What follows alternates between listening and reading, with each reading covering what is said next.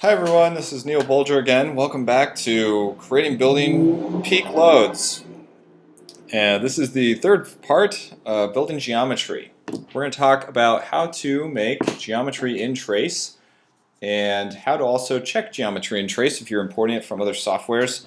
We're not going to get too far into the import process and all the things that you could do with Revit or GBXML or SketchUp. It's really just about how does Trace work, how does geometry work, how to be an expert in that arena. So with that, let's actually look at Trace and look at how to make walls, and then we're going to jump back and forth as we go.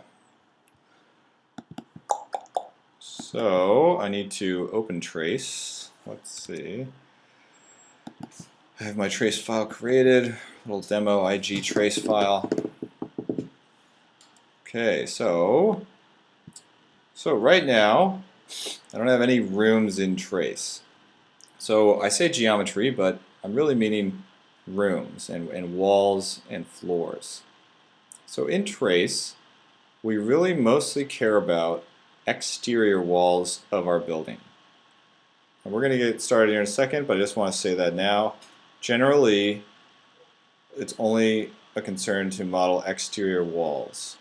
If there are interior walls, or walls that are adjacent to a parking garage or the underground area of a building where the change in temperature is drastically different, we would want to include those.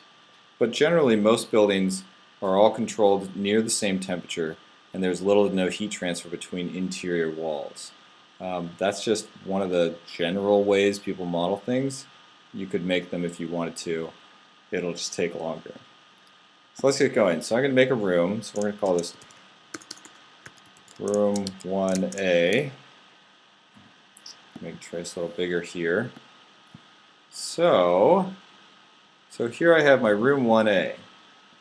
So this room right now has a floor. It has no walls. All the red things are just default assumptions inherited from other areas that they are defined in Trace. So I'm going to go ahead and make a floor area. I'm going to say this is 1,000 square feet. And I'm just going to do that by saying 1,000 in length and 1 in width. You don't actually have to figure out the breakdown between those. It won't make a difference for how heat transfer is calculated. It just needs an area, and it needs to know it's the floor. I'm going to assume I don't have a roof right now. So that's my floor area. And then if you see at the bottom here, we have all these tabs. We're going to start with walls, then we're going to go to roof, and then in later videos we're going to talk some more about the other tabs. So walls, so I have no walls right now. So I can create walls one by one, and then openings, windows or doors, are elements that live on a wall, or they might be the child element in this scenario. So I'm going to make a new wall. I'm going to call this north wall. And this wall is going to be 100 feet long and 12 feet high. You can see the U value it's currently using, which is based on this construction type. And we'll talk about assigning the right constructions later, but again, this is about building the geometry. So right now, it just says, well, one, if I hit apply, it will apply that wall. Good thing to know, as you're changing things in Trace, it's actively saving. You should also be saving yourself, but just know that it can do that, and sometimes it's a good thing, sometimes it's a bad thing. So I wrote north wall, and how did I know it was north? So this wall has a tilt of 0 degrees and a direction of 0 degrees. And direction is what defines whether it is a north wall or not a north wall. So Trace, and this is, let's jump over to this little diagram. So direction refers to the normal direction the wall is facing. So if we were to look at this on a compass of sorts, north is defined as 0 degrees or 360 degrees. And if you were to spin this little dial clockwise, 90 degrees refers to an east-facing wall, 180 south, and so forth. And here I've drawn my little fictitious wall, and the arrow represents the normal direction the wall is facing, or it also defines the outside of the wall. So in our model we had a north-facing wall, that's what we called it. It was at 0 degrees, so it would look just like this inside of trace. And if we wanted to rotate this wall to some other degrees, now this wall, if it was facing northeast, would be, where are we? Right now we're a little more than 45, maybe we're about 45 degrees. Let's say maybe it's 60 degrees, 50 degrees, and so forth. So having a good plan set and knowing what the true north direction is of that plan set can allow you to very quickly add all the walls at the right orientations for each wall. So back in Trace, I'm going to add another wall. We're going to call this southeast. It's going to be another 100 feet, 12 feet tall. Direction here would be 90, 180, so we're going to pick, what is that like?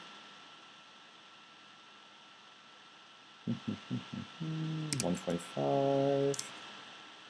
That's around there. Southeast wall. I'm going to do another one that is west facing, maybe 50 feet. I'm not really sure what I'm making. I guess it would be good if we had a real building, but that's beside the point. Okay, so I have 3 walls. Now let's apply some glass. So if we said down here that the north wall has some glass, you can name this if you want to have multiple pieces. Glass piece 1 on the north wall. As you apply, it'll take the name.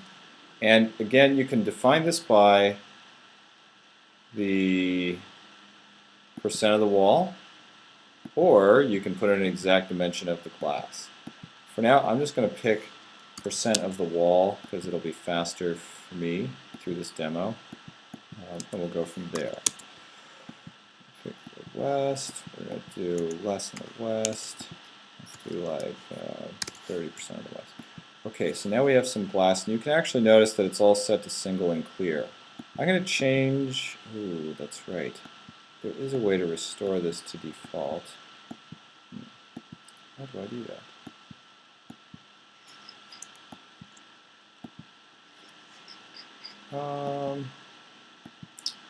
For time safety, I'm just going to delete that wall. And make a new one. North wall, north.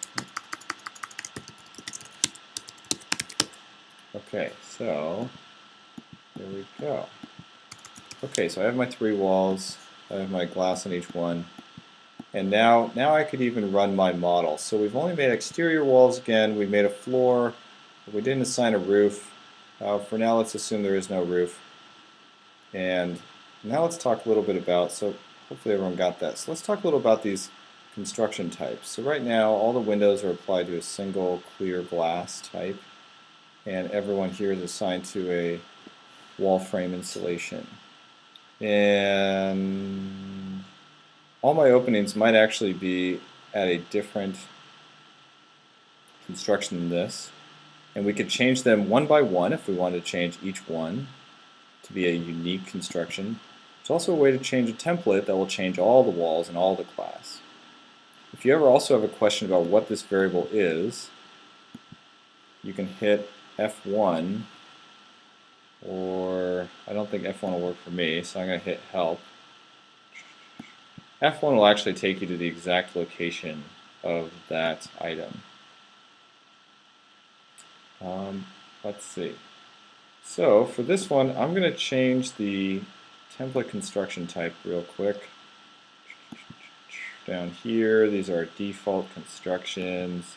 So even here, let's say I knew I had some, this is a triple pane low E, and maybe I'm looking for exact performance. I may know what I'm looking for and could build this up piece by piece. Sometimes we want to find one that's close to start our design with, and then later go back and make it more accurate. In this scenario, let's say we found it. Maybe I want the shading coefficient to be slightly different. If I hit apply, we'll now actually see that change. And we go back to our room, and there we go. So that glass type is applied. My unique shading coefficient that was slightly different is now applied. and I am ready to go. A roof, the exact same way you make a wall, you make a roof. You can pick a pitch, the direction of normal it's facing, and so forth. I did mention interior walls. So if you do want to have an interior wall, those actually exist on another tab. Those exist on partitions and floors. And partitions and floors are where you define both interior walls and exterior slabs. So if you have an exterior slab on grade, and you need to define the perimeter loss of a linear length of perimeter, this is where you would do that. So let's talk about interior walls first, and then we'll talk about slab on grade exposures. So an interior wall, so it's really called a partition. So it's a new partition, interior wall, let's say garage. Let's assume it's against some garage, and it's got some length, it's got some height. And it might have a unique construction, and then there's all these different ways of defining what is this wall facing. So it might be facing adjacent space temperature. It could be using the hourly outside air dry bulb. There is ground temperature. Let me think. I wish I could get to the help directory on this.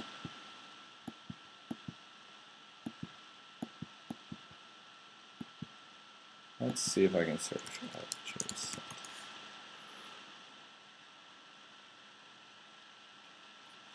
Adjacent. I'm looking for adjacent temperature. Adjacent partitions to room. Okay, here we go. So adjacent space temperature.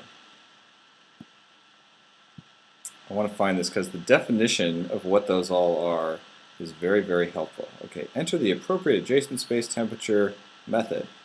If I click on that, you can see there's lots of different ways that we could select what is on the other side of this wall. I'm going to cheat right now and tell you the best way to do this is to pick a constant and choose your temperature. But there are lots of different conditions. So we could say it's the outside air, in which case it's going to use the weather file. And so it's going to assume the other side of the wall is exposed to outside air but is fully shaded. Maybe the ground. There actually is no way of calculating what the ground temperature is, so it ignores this and uses the outside air dry bulb. Prorated against the outside air dry bulb. I don't really know what that's doing. I guess that's what they say for heated only garage. Adjacent room ignored. Interior mass ignored. Interior mass could be, let's come back to that in a second, but again, as you can see, most of the options don't really give you a lot of solid engineering competence. I would really recommend constant and make a judgment of what is the space on the other side of the room going to be at in the worst scenario of this peak design. Because again, the intent of a peak design is to figure out how big is my heating and cooling system, what's the risk of getting this system sized correctly. And constant will also give you the most transparency of what is it you assumed when someone else opens and looks at your model. Oh, that's what I want to say. Interior mass. This is something that you may consider adding. So it sort of ignores the adjacent temperature if we were to do interior mass as an option. Yet this could be a good way to give your building a little more thermal lag if you did want to account for some interior mass or massive pillars and columns. It's not common we do that in Trace, but it may be a good idea depending on your building. So here, I'm going to go to constant. I'm going to assume we're next to an above ground parking garage that gets hot, so it's 80 degrees, not our thermostat. And in the winter, it's much colder. It's 45, let's say. Sure, that sounds good. Okay, so now I have my roof. I have some walls. I have glass on those walls. And I have partitions. We could spend a whole another tutorial talking about shading, and I will, because that is a complicated subject. And I'm going to stop there.